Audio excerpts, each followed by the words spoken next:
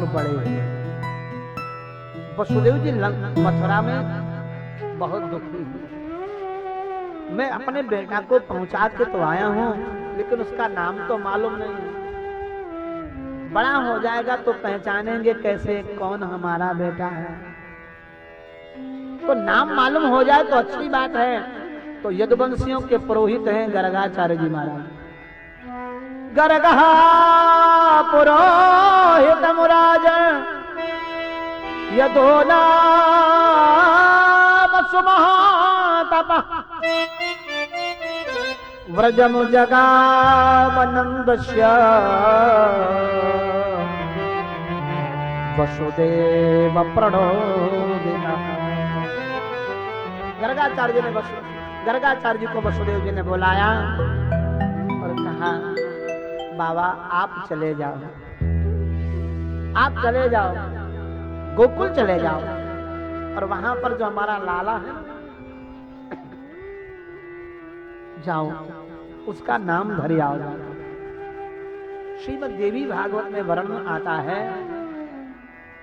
कि जब कंस ने वसुदेव जी के 6 बालक मार दिए, 7वां गर्भ खींच करके रोहिणी जी के पहुंच गया, तो गर्गाचार्य जी से उपाय पूछा है वसुदेव जी कि हमारे कोई पुत्र जीवित रहेगा कि नहीं रहेगा। तो श्रीमद् देवी भागवत में वर्णन आता है, गर्गाचार्य जी ने कहा कि तुम देवी की उपासना करो, देवी की आराधना करो।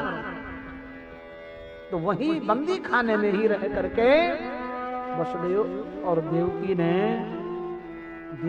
देवी का आराधना किया, देवी की पूजा की है। उसकी शक्ति के प्रभाव से भगवान बच गए। तो गर्गाचार्य जी से कहा, प्रभु आप तो जानते हो सब, कैसे मेरा बेटा हुआ है, कहां मैंने पहुंचाया है, लेकिन आप नाम धर आओ जाकर के उसका। गर्गाचार्य जी चल पड़े, वसुदेव प्रणोदितः, वसुदेव जी के कहने पर चल पड़े।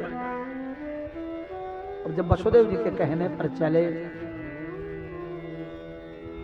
आए जमुना के किनारे आए स्नान करने, यहां पर मिल गए नंद बाबा। नंद बाबा ने कहा, वाह भगवान की बड़ी कृपा हो गई, संत भगवान का दर्शन हो गया ना, अब आप कृपा करके हमारे घर पधारो, किसी संत का आगमन हो जाए।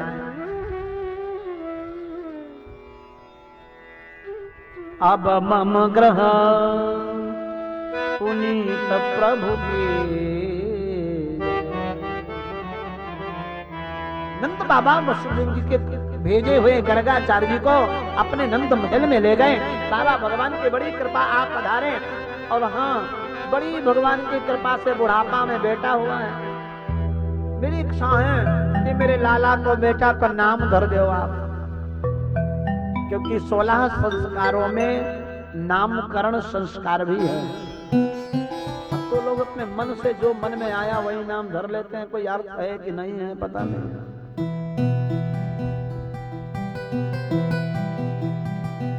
क्या नाम जिह्वा पर आ जाए वही धर लिया, कोई अर्थ है? पप्पू को कोई अर्थ है? गप्पू का कोई अर्थ है? कोई अर्थ नहीं, बेफालतू में नाम धरे बैठे। तो बिना अर्थ के, अरे सनातन धर्म की पद्धति है, पहले नामकरण संस्कार होता था, विद्वान को बुलाया जाता था, कर्मकांडी ब्राह्मण आता था, वैदिक विधान के साथ भगवान की पूजा होती थी, तब ज्योतिष में गणना करके वह नाम रखता था, वो नाम चलता था। उसी नाम के अनुसार उस जातक के बालक के कर्म भी होते थे। तो गर्गाचार्य जी से कहा, नाम धर दो हमारे बेटा का। गर्गाचार्य जी महाराज बोले, नाम जरूर धरेंगे तेरे बेटा का, लेकिन मन में विचार किया कि कंस अगर कहीं जान गया कि गर्गाचार्य जी नाम धरने गए हैं तो मेरे पर नाराज हो जाएगा, क्योंकि तुम तो यदुवंशियों के पुरोहित हो, तुम वहां कैसे गए? वो तो गोप हैं, अहीर हैं, जंगल में रहने वाले, वहां क्यों नाम धरने गए? अब ये है ब्रजवासी बिना पढ़े लिखे, तो बहुत जल्दी हो हल्ला मचाने लगे। शांत चित्त से कोई इनका काम होने वाला नहीं है। तो फिर गर्गाचार्य ने कहा नंद बाबा से, बाबा ऐसा करो, बड़े सुंदर जगह में हम नाम धरेंगे। बोले कहाँ? बोले गौशाला में नाम धरा जाएगा। क्योंकि शास्त्र में है एक स्थान पे जहां पर एक दिन गाय बांध दी जाती है वो स्थान पवित्र हो जाता है। जिस जगह पर एक दिन गाय बांध दी जाए वो स्थान पवित्र हो जाता है। और 1 वर्ष तक जहां गाय प्रतिदिन बांधी जाए वो स्थान तीर्थ स्थान बन जाता है, तीर्थ बन जाता है।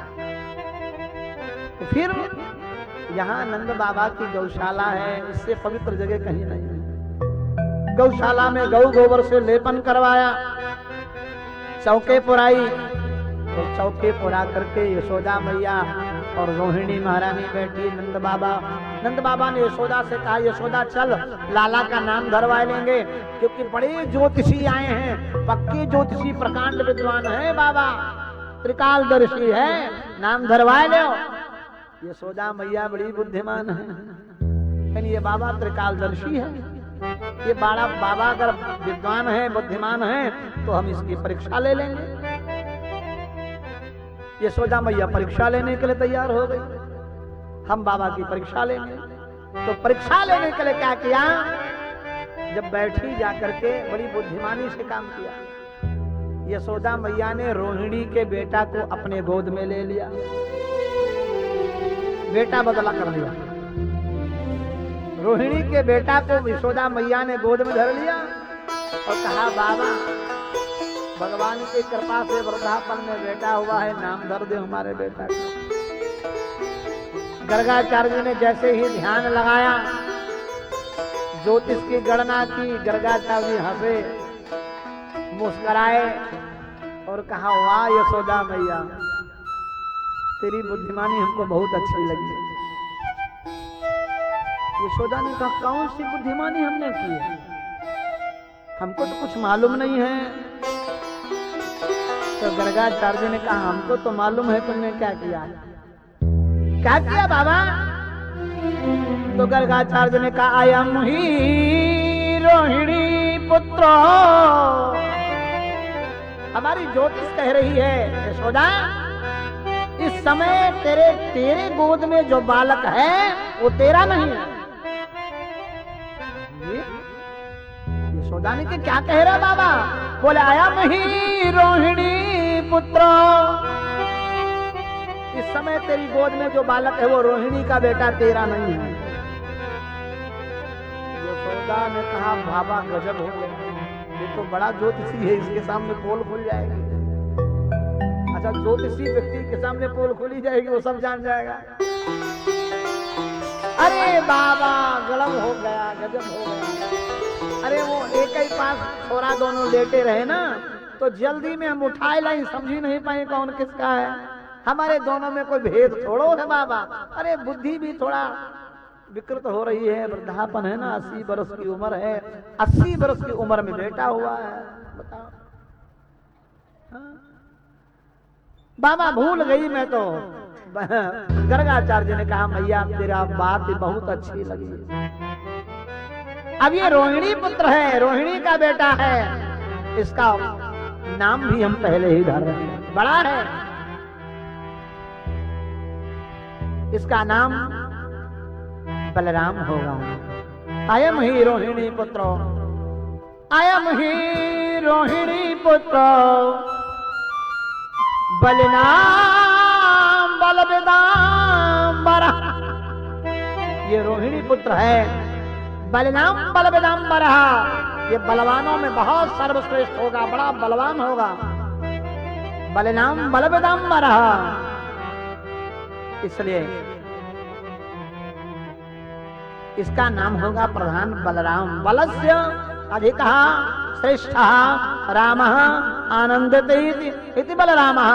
इसका नाम होगा राम प्रधान, इसका प्रधान नाम होगा राम, लेकिन बलवान अधिक होने के कारण इसको लोग बलराम कहेंगे। और मैया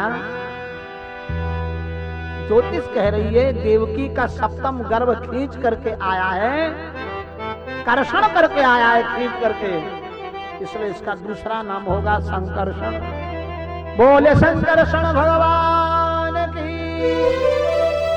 बलदाऊ जी महाराज की। नाम रखा बलराम। अब बदला ये किया, अब रोहिणी का बेटा रोहिणी को दे दिया और अपना बेटा अपनी गोद में ले लिया। जैसे ही ध्यान लगाया गर्गाचार्य ने नाम धरने के लिए, तो देखा क्या, ये तो यशोदा की गोद में तबद भता बालक मम्बुजे क्षणम सशंख चक्रम जगदार्युधायुधम श्रीवत्सलक्षमं गलशोभिकौस्तुभं पीताम्बरा शांद्रपयोदशौभगम्। शंख चक्र गदा पद्म वनमाला लिए यशोदा की गोद में लेटे हुए। गर्गाचार्य जी मुस्कुराए, वाह प्रभु वाह। यशोदा ने कि तू गिनती लगाता रहेगा या कुछ और भी कहेगा? इतनी देर से देख रहे हो तो गिनती लगा रहा, आंख बंद किए जा रहा है, अब कुछ बोलता है नहीं बाबा। अरे हमारे बेटा को नाम धरेगा, बताएगा कुछ? गर्गाचार्य जी मुस्कुराए और कहा, यशोदा तेरे बेटा का प्रधान नाम होगा कृष्ण। बोले बाल कृष्ण लाल की। मैंने देखा है मैया, सतयुग में गौरांग वर्ण का था, त्रेता में पीत वर्ण का हुआ, गौर और श्याम वर्ण मिला करके हुआ। अब द्वापर और कलयुग का मिश्रण है।